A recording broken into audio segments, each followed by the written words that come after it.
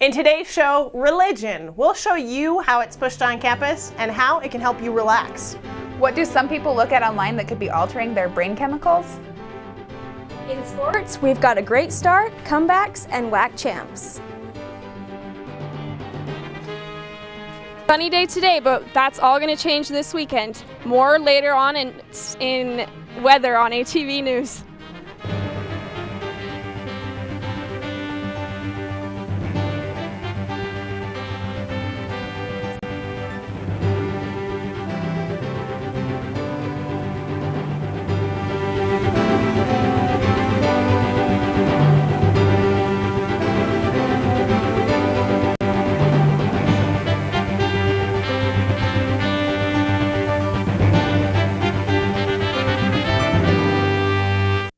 It was a tough weekend for motorists when the storm hit. 20 cars piled up on I-84 and there were more than 50 wrecks statewide.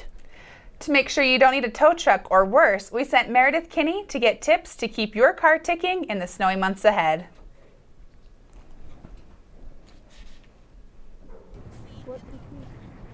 Shovels full of snow, bundled up people, and of course the occasional slippery wreck or two. There hasn't been much snow in Logan yet, but as the temperatures drop, the flakes will start to fall. How can you avoid finding yourself in a situation like this? Kyle Abel of Big O Tires says all it takes is a little preparation. The mistake that people make with their cars is just not making sure they're prepared. Proper all-season or snow tires, air pressure.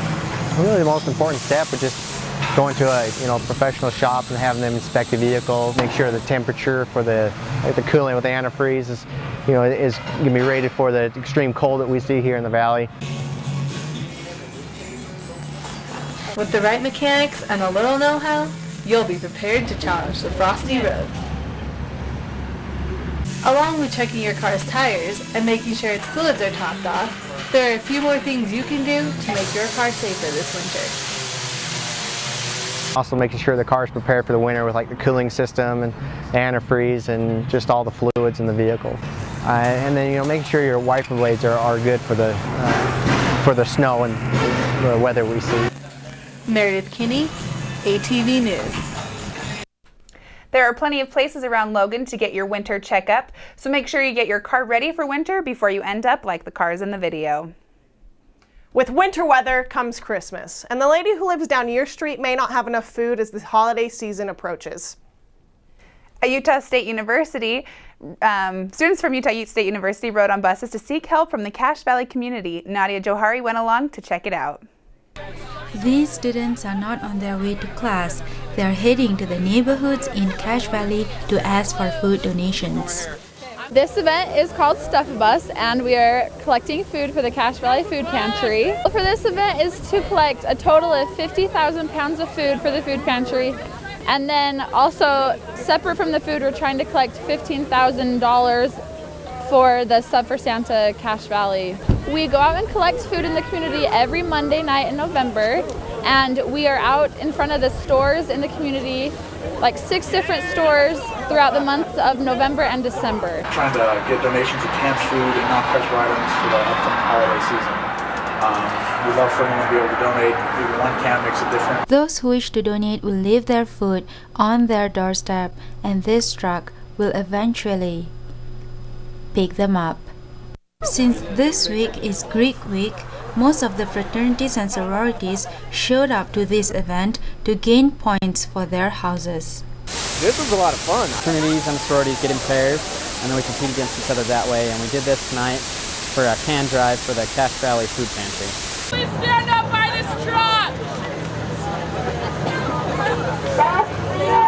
After trudging through freezing cold weather for donations, volunteers enjoy hot chocolate served by other volunteers. Nadia Johari, ATV News. The Val-Ar Christensen Service Center will be organizing another Stuff-A-Bus event this upcoming Monday at 6 o'clock p.m. Volunteers are welcome to come to the stadium parking lot where hot chocolate will be served. An 8-year-old North Logan boy is being called a hero after saving his sister's life over the weekend. Roman Medivere and his 6-year-old sister London were riding their sleds down a playground slide. The rope on London's sled caught on the playground equipment and wrapped around her neck. Roman saw his sister hanging from the slide and ran to help her.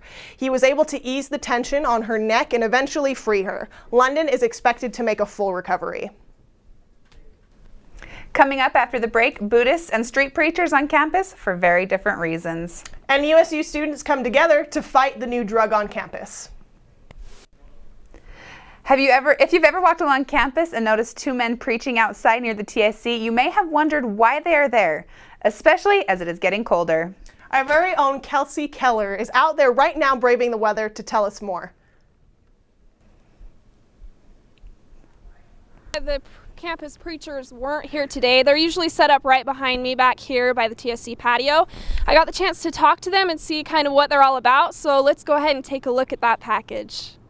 As students walk to and from classes, they might stop and talk religion to two faces who are becoming very familiar here at USU. I grew up in Canada, Fredericton, New Brunswick, born and raised there, and I left home when I was 20 to start doing campus evangelism. So I started to travel and preach on different university campuses. I love being here because people here think religion is important, and so I love to talk to them about what we find in the scripture. Eli Braley and Brad Schilk, otherwise known as the campus preachers, spend many days of the week proselyting here near the TSC patio. Oftentimes they'll have a whiteboard set up where they write out different messages, and they also give away free literature which comes from their bookstore located in downtown Logan. When Eli and Brad can't be found on campus, they are more often than not at the bookstore called Oasis Books. The store is open 6 days a week and serves as a place for church meetings to be held on Sundays. And while the majority of people in the area are members of the LDS faith, that doesn't stop Eli and Brad from wanting to spread their message. People are willing to have spiritual conversations here. People are spiritually interested here. So it's not like a taboo discussion to talk about God or the Bible. Whereas outside of Utah, if you bring up God and the Bible, you're kind of treading into waters that people don't talk about. I know many people struggle being a minority here because I talk with them and I help them deal with bitterness at being a minority here. But I just love it. Those preachers look like they're pretty dedicated to their work. Hopefully they can dress warm for the cold months ahead. Thanks, Kelsey. With all the mid-semester stress students and faculty are under right now, a mental timeout can be a good thing.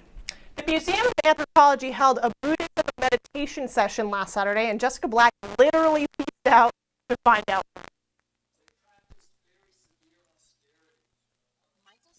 An English professor here at USU, gave a brief overview of Buddhism and followed it by giving those in attendance a breath of fresh air by leading them through a meditation session. Meditation is very simple, but it's difficult. So it's easy to learn, but it's difficult to do.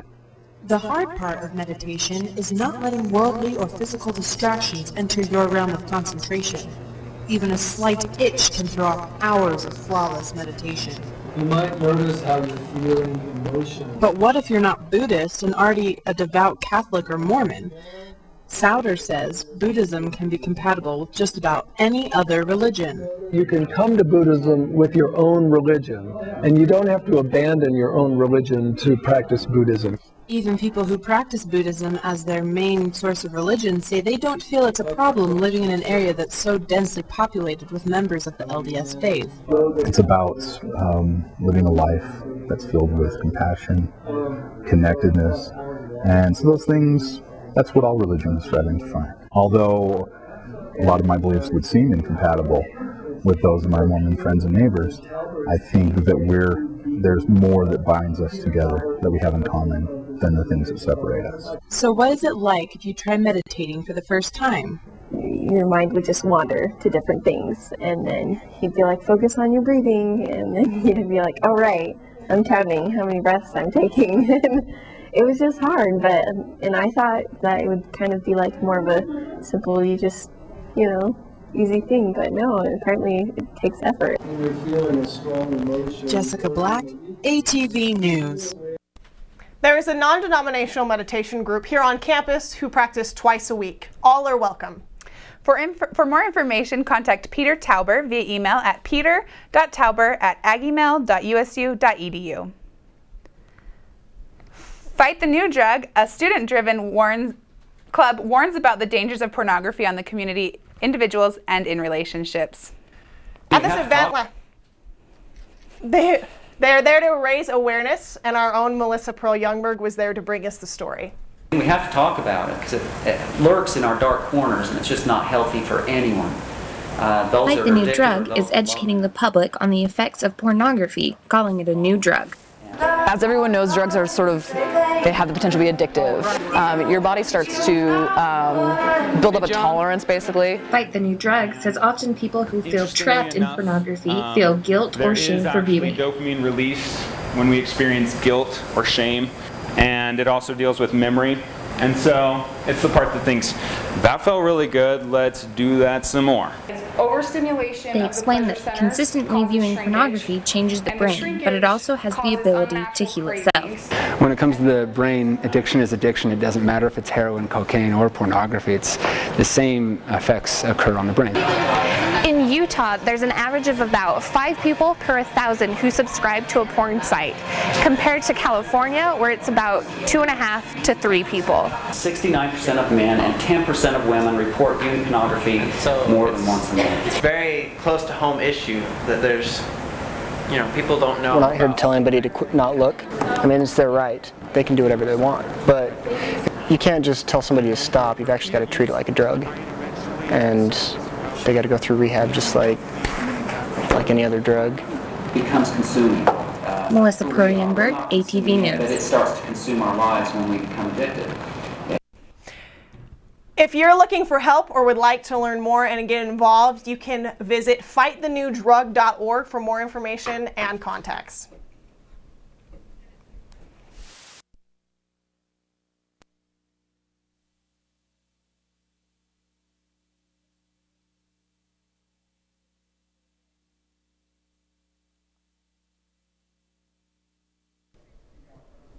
So for all those people, and you know who I'm talking about, who are wearing their shorts and flip-flops all winter, still mourning the fact that summer ended, I'm just going to suggest you bust out the winter layers this week. Let's go ahead and look at the weather on this lovely Wednesday. Today we are seeing some rays of sun, but don't let that trick you. Our high for the day is 44 degrees, and tonight it's going to get cold. The low is a chilly 11 degrees. Have some soup or something to keep you warm. Tomorrow will be about the same. We have a high of 47. That means it's a few degrees warmer, so you can all cheer about that if you want. Then later on that night, we'll see some pretty bitter weather again. For all you brave souls planning on camping out Thursday night for the BYU game, best of luck. We'll only see a high of about 13 degrees that night, so wear extra pairs of socks. You might want them as well as extra layers of anything else. That brings us to Friday. We'll see a few non-threatening clouds in the sky, and we'll get a high of 49 degrees. That's warm enough that you'll probably see some flip-flops and shorts from those who aren't quite ready to let go of summer. Later on that night, there will be a low of 21 degrees. Go on out for some ice cream after the game in the Spectrum against BYU. Sounds good, doesn't it? For your weekend, we're seeing some rainy weather. On Saturday, there will be some showers throughout the day, and the high will be 45. That night, we will have a low of 30 degrees. Now moving on to Sunday, we have some more rain in store for you, and there's a chance that that rain will turn into frozen flakes of snow. It will be the perfect day to stay indoors, eat some good food, and watch some movies. The high for the day will be 43, and we will see a low that night of 32. Well, that's it for this week's weather. Don't forget to dress warm and cheer on the Aggies at the BYU game. Next up is Carly for sports.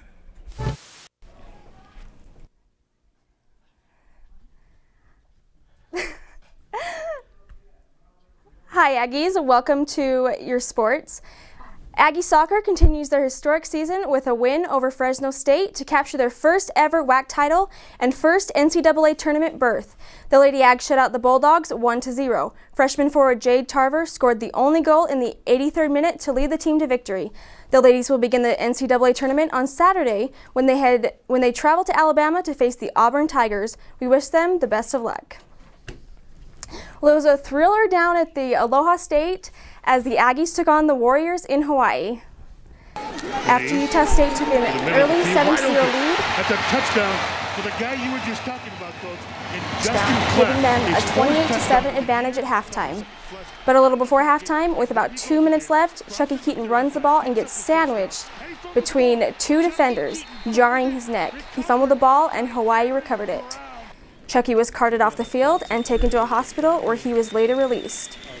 So we bring in backup quarterback Adam Kennedy for the second half. Kennedy hands off to Robert Turbin and the Turbinator takes off on a 48-yard run. Touchdown Utah State. And whatever was said in the locker room must have worked because the Aggies caught fire. Adam Kennedy to Stanley Morrison and nobody can stop him. Morrison scores on a 72-yard run. The Aggies close in on Hawaii, down by only 4.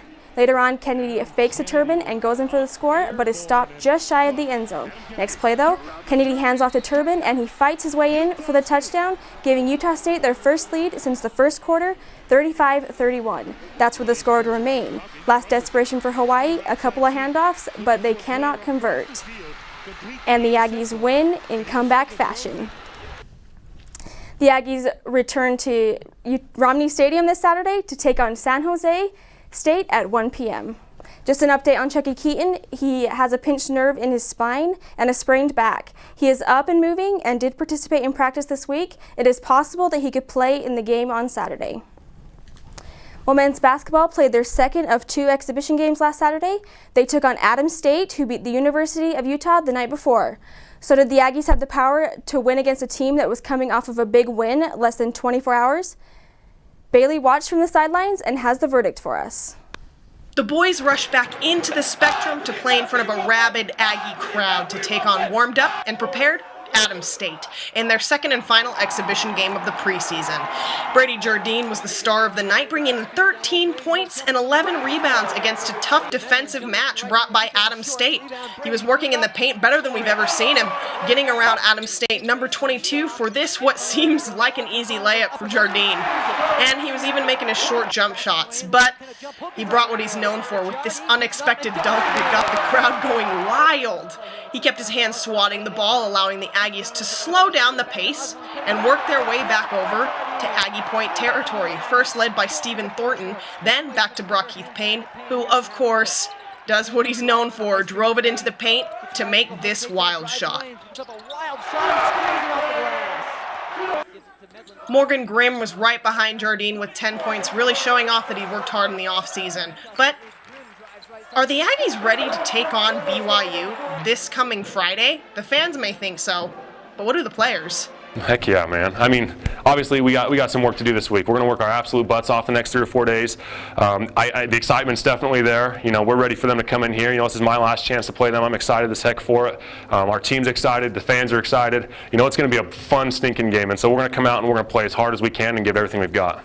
Well, I don't have a clue, being I haven't played BYU yet, but I'm guessing it's going to be, you know, BYU isn't an easy team to beat. It's going to be a tough game. We're going to have to keep at it.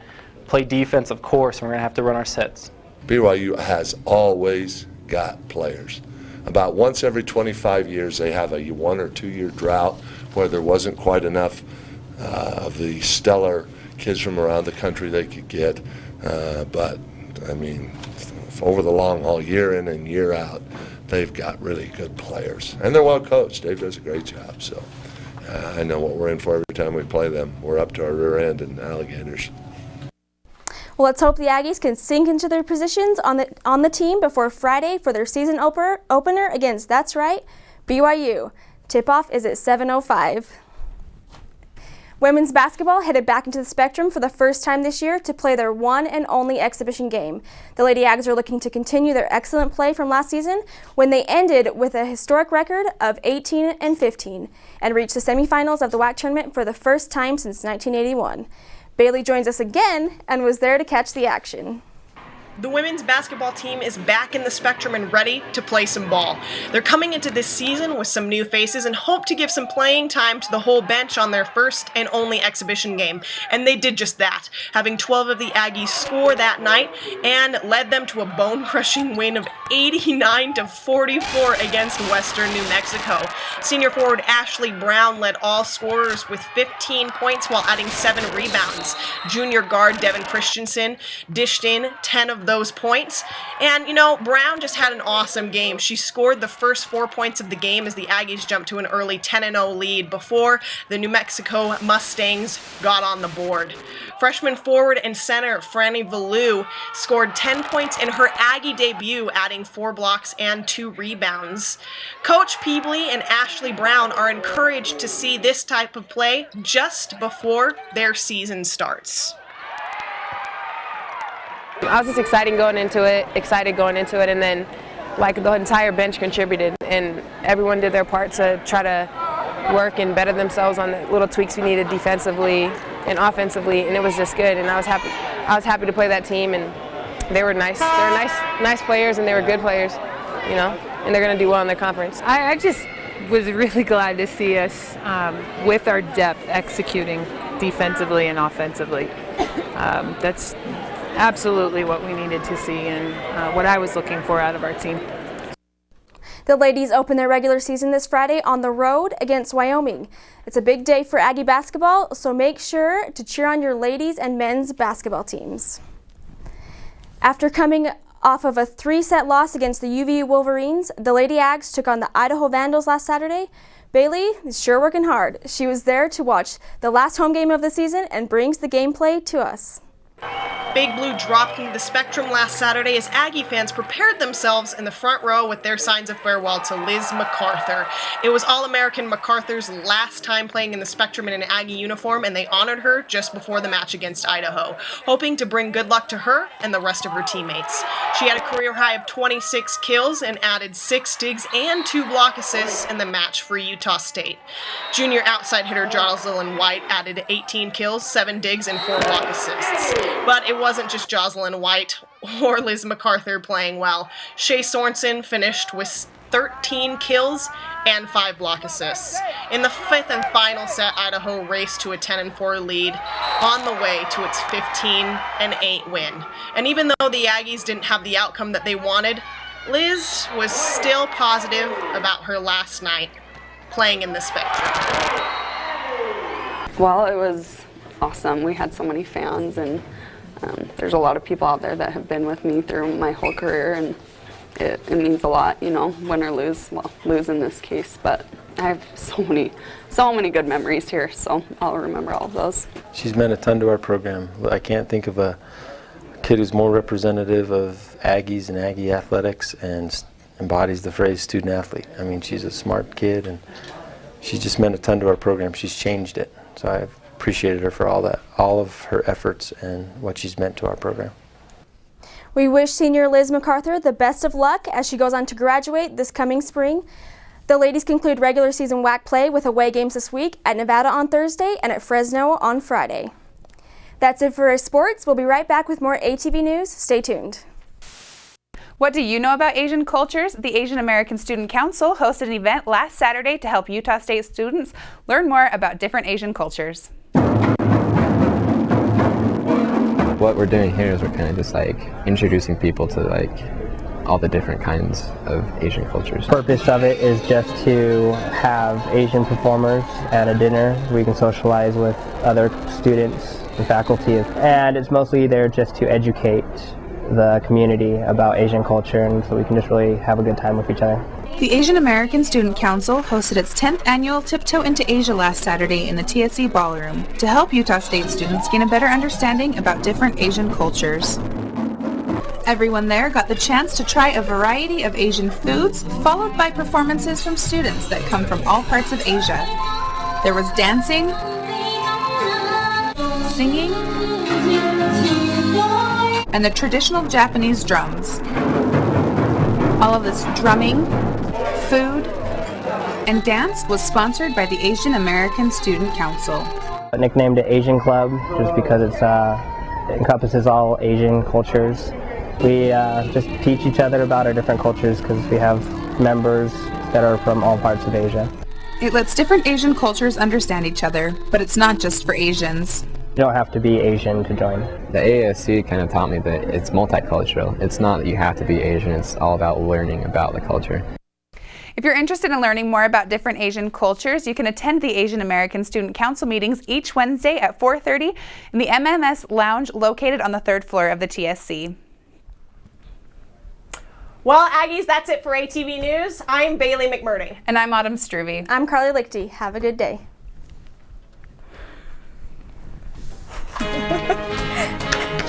Everybody always says that.